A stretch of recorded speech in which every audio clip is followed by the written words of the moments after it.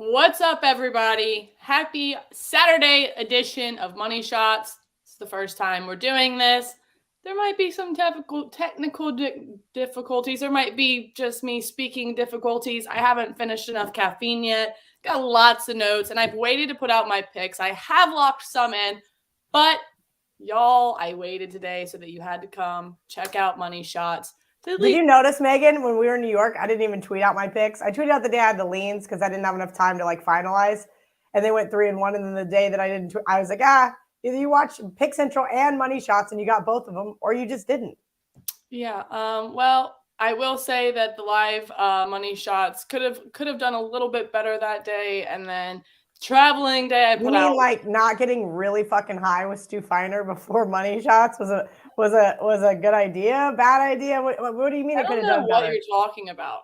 That was not me. I have no recollection. There was a point in time I look over at both of you and I'm like, oh my God. Stu was great, Jake. Thank you. I enjoyed Stu as well. He is absolutely great. My spirit animal. I'm really excited to be back home though. And also I'm not excited to be back home, but it's okay. We'll work out all the kinks.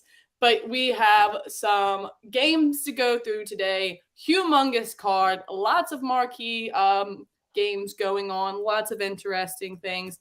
You want to go ahead and dive right into it, or do you want to? Absolutely. I've got probably 14 different games that I'm looking to finalize, and Megan and I will both tweet out our finalized games after the show. I kind of wanted to get Megan's takes on a couple of these as well, because this is way too many games for me in college basketball. I should be playing 4 or 5 games today, and I think I've got 11 written down. I have a ton, and I already do have some locked in, so I apologize since I have not put them out. You might not be getting the best of the number, or you might be getting a better number than I. So just know that, take it with a grain of salt. I know I usually put them out early, but Saturdays with us doing Kelly's a tyrant and is like, we're not doing these shows if Megan just tweets it out. What's the point? I want you guys to tune in and listen. I want you guys to make us look good. Jump in the comment section. Tell us you love us. Tell us you hate us. Just please hit the like button. That's all I ask. Yeah. Do all like and subscribe. Okay. Let me go back.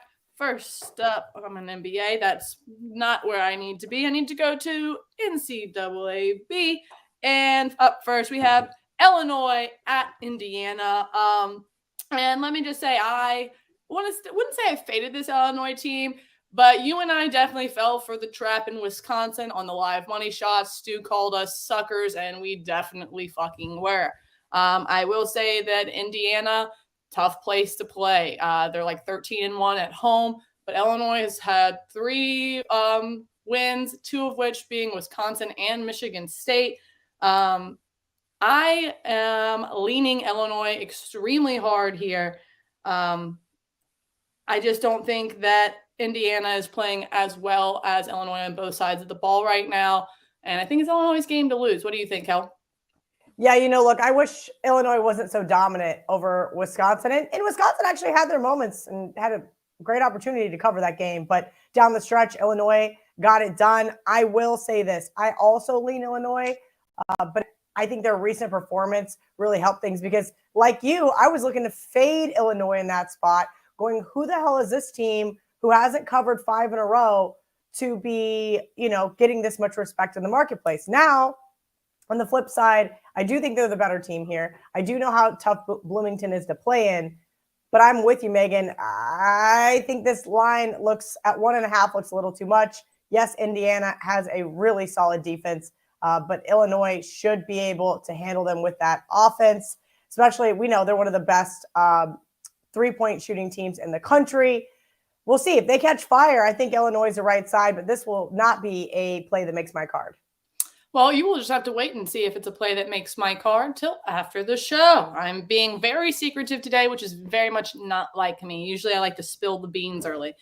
All right, up next, Oklahoma at Okie State.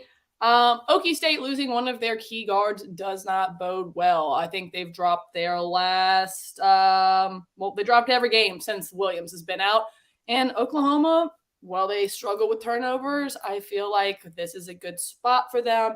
I would go ahead and lean Oklahoma catching the 2.5 here. I think they're the better team right now. What do you think, Kel? You're right. I still haven't let our good friend Adam Trigger live down the Williams comment. I do a show after this with a couple of my guy friends for Wager Talk. And live, I had already given out Oklahoma State, and it was like 15 minutes for tip. And someone puts in the chat, Williams is out. And I was like, like pissed live, just completely losing my mind because I'm so sick of college basketball doing this to me. And Trig goes, don't worry, it's not a big deal.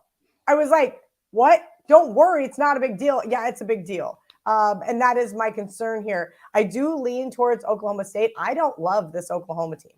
They have basically lost 8 of their last 10. Yeah, they got to squeak out a nice win over Iowa State. And then, of course, they got to beat up on lowly West Virginia about a week and a half ago.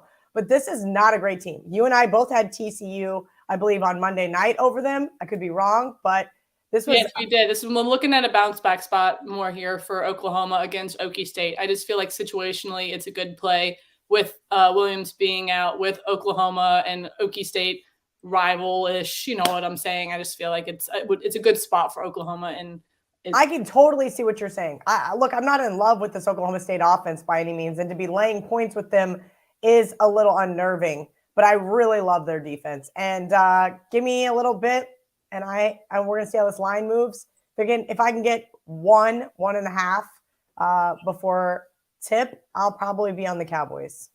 And as I said, you could probably tell which way I was leaning there by how I was kind of arguing back. But you'll see if it makes the card. Up next, I will tell you guys this one will make the card. I have to go ahead and just let y'all know because they were my one pick 2 days ago, and I'm still riding them because this team is just hot right now, and that is St. John's at Butler. I mean, they're just starting to find its groove, and Butler seems like they're just trending in the opposite direction. I mean, you're getting St. John's laying a very short number on the road, but as I said, this Johnny's team has just found its stride or its groove, and it's hitting its stride. Excuse me. So I'm going to go ahead and let y'all know that the Johnnies will be on my card. I love this play. And that whenever I say this, it usually turns out to bite me in the ass. But thankfully, Butler hasn't done that to me too much here this year. So what do you make of this game, Cal? You know, this is tough because you were on St. John's the other night, and I leaned towards Georgetown. I'm really glad I didn't get involved because Georgetown just got worked. Of course they did. They're not a great basketball team. I will say this. Butler is a solid basketball team. At least defensively, but I'm kind of with you here. This is a St. John's or pass. It won't be making my card, but I can totally see why you're on the St. John's bandwagon. You're going to ride it till it dies. And I will say just a quick little note that I took. Three of the last 7 of the defeats were by double digits, and in 5 of its last 7 Big East games. So they're just fucking getting waxed by Big East teams. So hopefully that trend continues. So while Kelly is not sure about Butler, St. John's, I am sure that I'm on the Johnnies. But that's just one little snippet I'll give you guys. The rest, as I said, will come. All right. Up next, we have another marquee matchup with UConn at Villanova. Villanova is laying 5 at home. And I feel like you and I, well, not maybe, no, that's me and you more Marquette. More me, I think. I've kind of been on this UConn train, if you will. But it's tough to go with UConn here at Villanova, especially when Villanova is now number 8, I believe, in the Ken Palm rankings. I do think this might be a little too many points to give this UConn team. I believe, as I said, it's at 5, maybe 5.5. Let me go back and look. It's at 5. I don't think I'll be playing it here. I lean UConn if they can kind of grind it out, but if Villanova finds its spots at home, they're going to be able to roll. I'm going to have to stay away from this one. Well, if you remember, I didn't fade this Villanova team on Wednesday, but I took Marquette. Marquette has been a great team for me to back as of late. We were actually, I was standing at the bar with Hubs and Ariel, and I was cheering. He goes, "You know this is a replay, right?" And I go, "You know this is live." That's how many hours we've been drinking. It felt like it was like 2:00 in the freaking morning, and It might have been. I was probably blowing spitballs. So yes, you were, and I loved every second of it. But I was not impressed with what I saw from Villanova late. This is a Villanova team who should play better at home. Obviously, as you mentioned, Ken Palm has them rated very high. I'm going to be on UConn today, +5. It's going to make my card. I like this defensive side of the Huskies. They are so great at holding their opponents down. If you just go look at some of their most recent scores that they've held their opponents to, 55, 50, 56, 59. I mean, they have been playing really tough lockdown defense. And, well, Megan, you know the old saying. I do. Better defense with the points. Kelly's taken it. And I will say, Villanova hasn't been covering. So I was leaning, like I literally wrote, going to lean UConn here. But then I started to look at Villanova. And Villanova, as I said, I'm just maybe a scaredy cat when it comes to Villanova and Jay Wright and what he could potentially do to me. But I literally first look, liked UConn, think long, think wrong. Another thing you like to say, you should probably stick with it. All right. Up next on my list here, we have Wake Forest at Florida State. And I have been loving this Wake Forest team. I'm just going to go ahead and say that. To me, the line doesn't make sense here. Look, Wake is playing its best basketball of the season, covering 5 of its last 6. Meanwhile, FSU is a lowly 1-4 ATS their last 5. I like Wake Forest here. They're catching 3.5 now. I may have locked it in at 3. Not that big of a deal. But I like this Wake Forest team. FSU, I feel like, is very, I don't want to say confusing, but I just feel like I don't trust them, especially against good teams. And I feel like Wake Forest is a good team, and I've been cashing with them. So I'm going to go ahead and also let you guys know that I will be on Wake today. That's just a little Easter egg I'll give you guys. God, this just looks like a trap game from hell, Megan. I'm not going to be getting involved. I'm not thinking long on it. I'm not. And you know what? And all these trap games, and every single week, I'm like, oh, this one looks fishy. It doesn't matter. Florida State just lost to Georgia Tech, Virginia Tech, and Clemson. And none of those games are really close. I guess you could say Clemson was close, but it wasn't. But I don't want to lay points with the Noles. I really don't. And I said that a couple of weeks ago when they played Miami. And guess what? They came out hot right away. Wake Forest, pretty solid team on both sides of the ball. I do not like this game whatsoever. It reeks. My sharp side of my brain is telling me, yeah, Kelly, look, it looks so easy to take the 2 with Wake Forest. Just go ahead and do it, right? Like if you were like a Joe Public bettor. And then the other side of me is like, Kelly, don't be a dumb shit. This is a Florida State team you've watched a ton, and they're not that great to be laying points. So I'm staying away, and I will cheer for Megan. All right. Well, everybody, as I said, you know that I'm on Wake Forest. So I've given you 2 little pieces so far. So if you want to go get a good number, Wake Forest is at +3.5 right now, guys. Run. All right. Up next, we have Iowa State at Texas. Both of these teams turn the ball over. I think home court will obviously be an advantage here. And Texas is looking to bounce back. So I don't have a play on this game. I think it's too many for Texas to be laying. But I also don't want to back Iowa State plus the 8.5. I feel like Texas could definitely roll. But I'm just not interested in this game. Kelly, what do you think?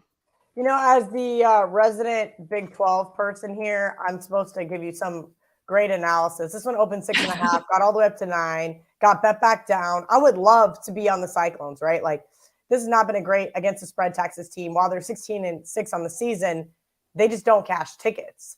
And for whatever reason, Chris Beard just got his ass kicked by his former team, Texas Tech. In theory, they should be able to bounce back here, right? This is an Iowa State team who plays great defense, but offensively, they're just pretty lackluster. I'm not going to be getting involved. I did have Iowa State down on my long list.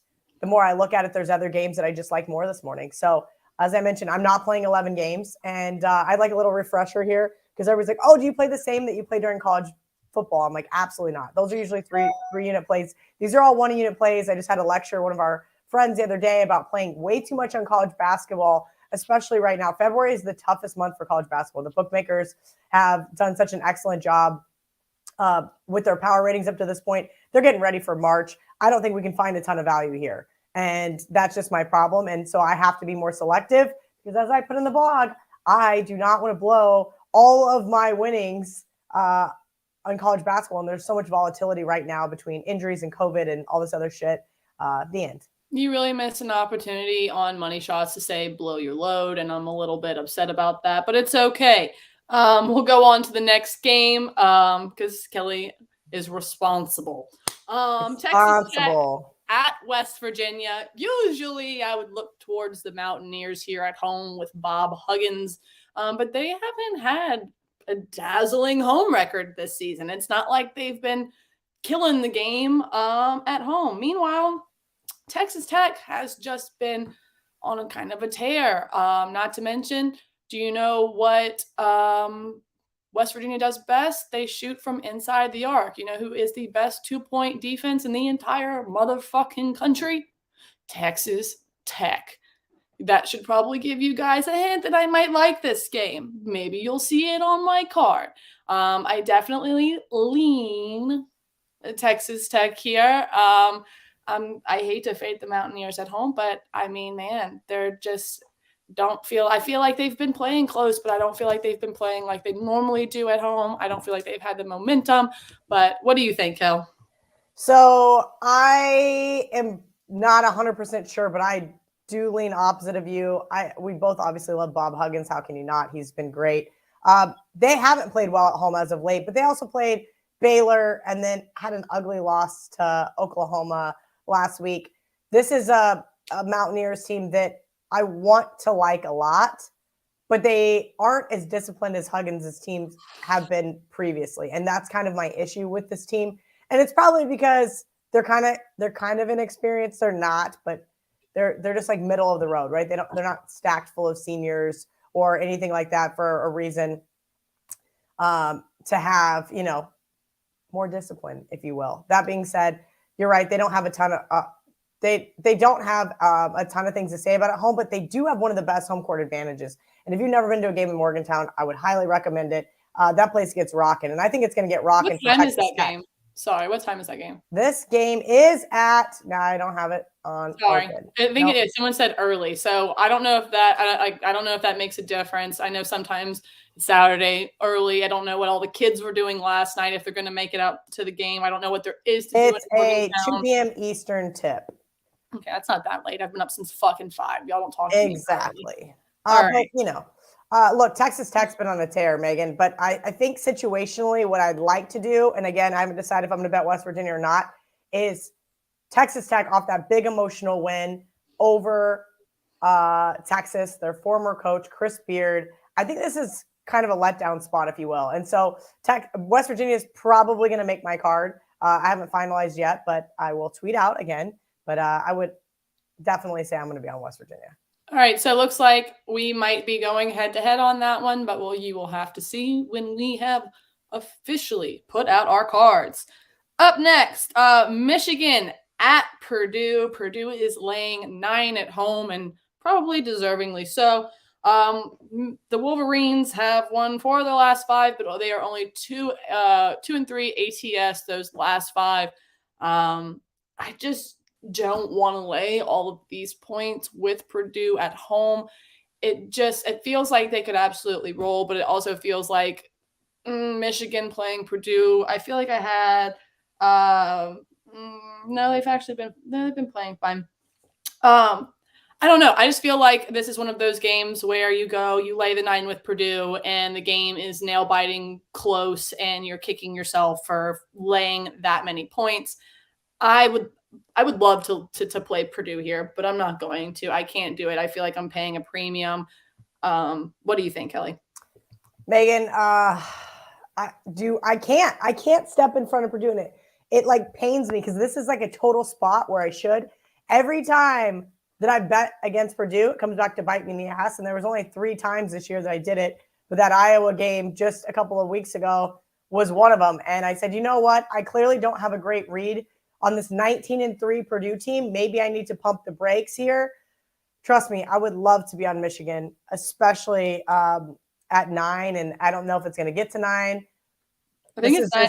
I think it's 9 right now. Is it really? I got to open the Barstool Sportsbook. There it is. No, it's not. Yes, it is 9. You're correct. Yeah. Yeah. I should definitely be on Michigan today. Let me have some coffee and get some cojones, and I'll let you guys know. Like, it's just there. This is a Purdue team. There is just certain teams, and I used to have what I called a do not bet list or do not bet against list. Yeah, that's my blacklist. Yeah, right. And Purdue's kind of on the do not bet against list until further notice. There's just certain teams that you either got to play or you got to stay away, and that's kind of how I feel about the team. But we will see. We'll see how things pan out in the next 30 minutes. All right, up next, Ole Miss at Florida. This is a grudge match. Ole Miss beat Florida the first go round, but I don't understand who Florida is to be laying 8.5. I am not officially on Ole Miss, but man, Kelly, can you make it make sense? Because I don't understand why Florida's laying 8.5. This was a great segue from the do not bet list, Megan, because that's this Florida Gators team. They have pissed me off on so many occasions this year. Let's see. I played them versus Alabama. I played them versus your LSU team.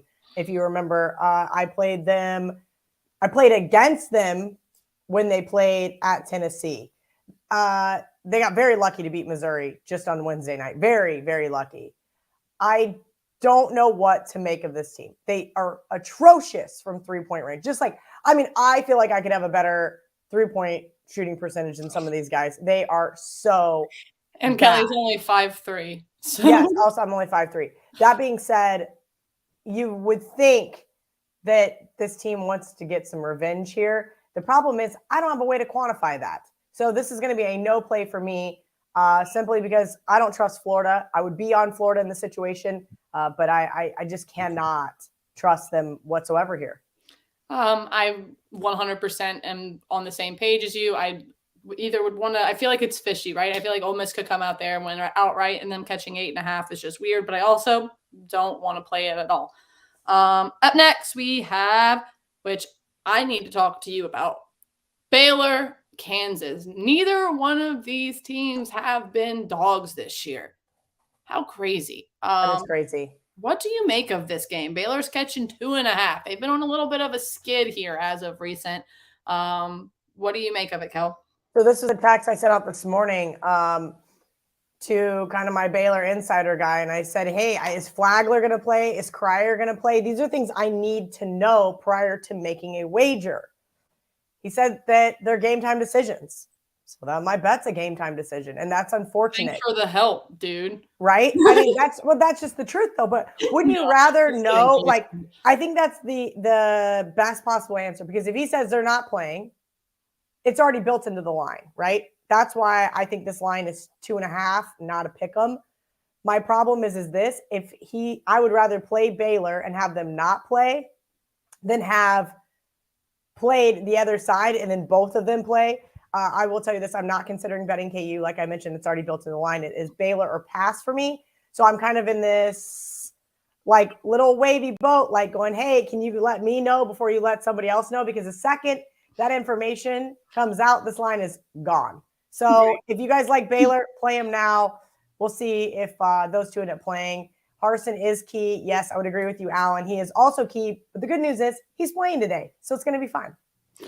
And so Kelly says play Baylor and play it now if that's what you want to do. I won't be touching it because there's fucking so many other games that I could play than to worry about what's going on with Baylor, Kansas. But respectfully, that's Kelly's kind of wheelhouse, so I had to make sure to ask her what's going on.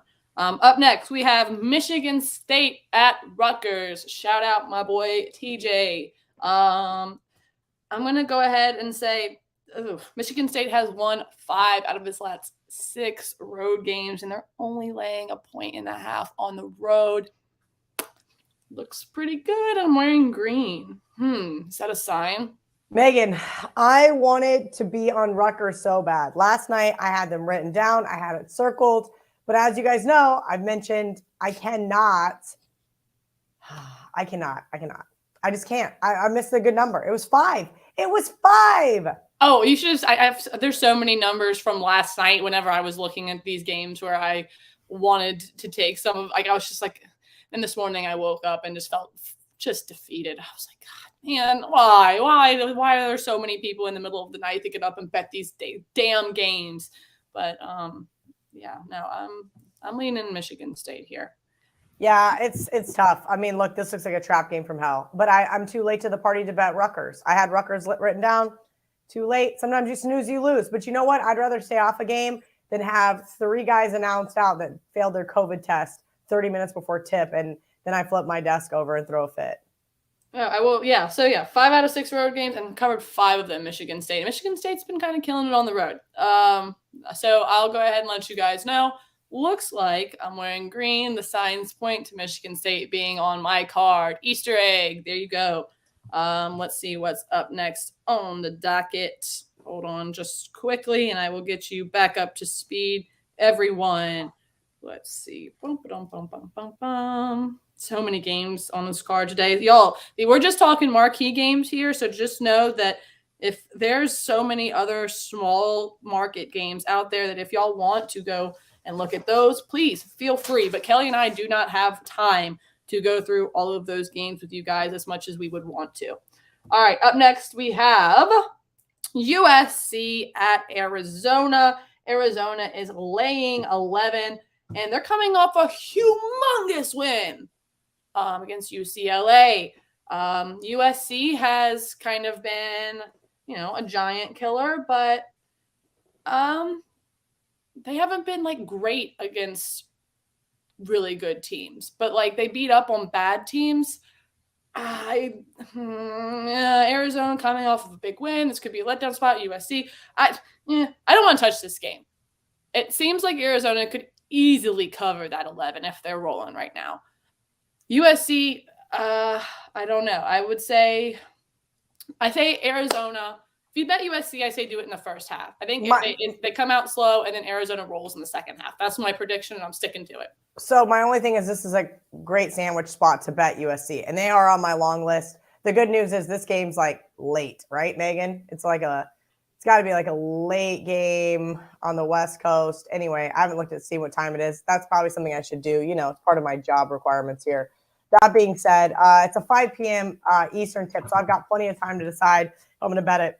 You mentioned that UCLA game, and that was a UCLA team that got the best of Arizona just 2 games prior, so I think that was a big emotional win from them. I know USC is an equally great counterpart to stay there. Travel-wise, I'm sure they just stayed in LA. Now they're playing USC before they travel home to play who?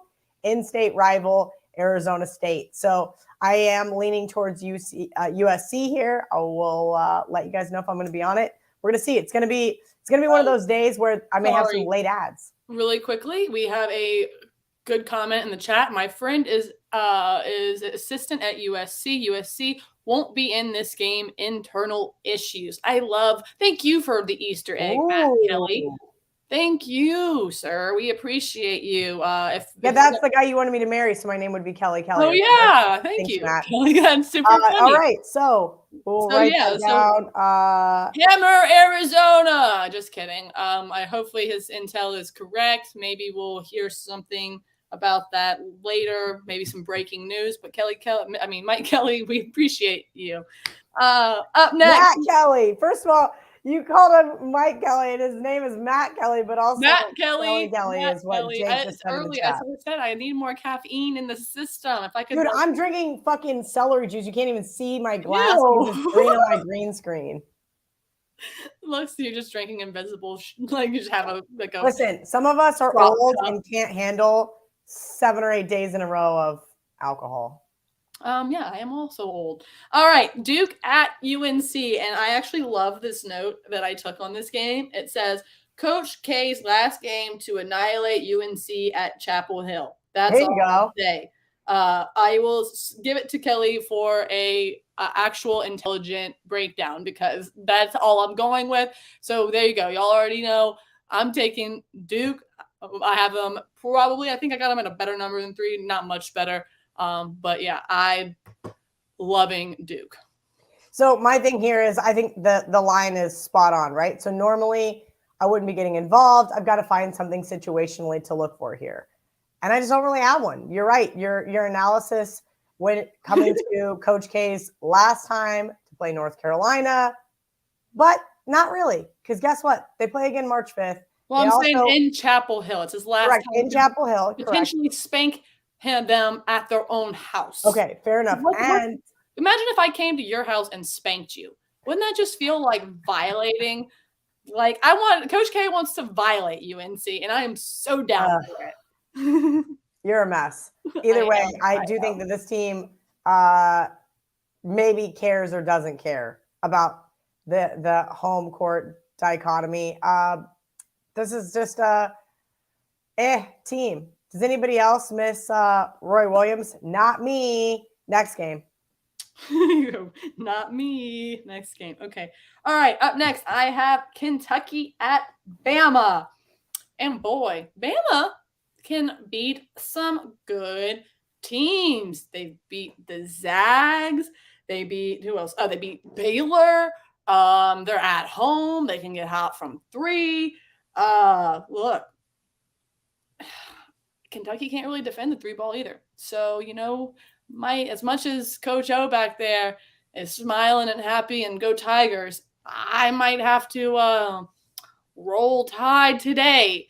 That may or may not be on my card. Look for it after money shots. Kelly, what do you think of this game? Megan, my only question here is with Alabama is, are they going to make their free throws? If they can make their free throws, I want to bet this team. But I need to know in advance because I'm sick of this, like, up 11, miss 14 free throws in a row, win by 3. That was another reason why I couldn't bet Purdue. Purdue doesn't make free throws either. So that's why I was that like, problem when you're laying these massive numbers, it's going to come down to free throws. You know that you're going to get fouls at the end.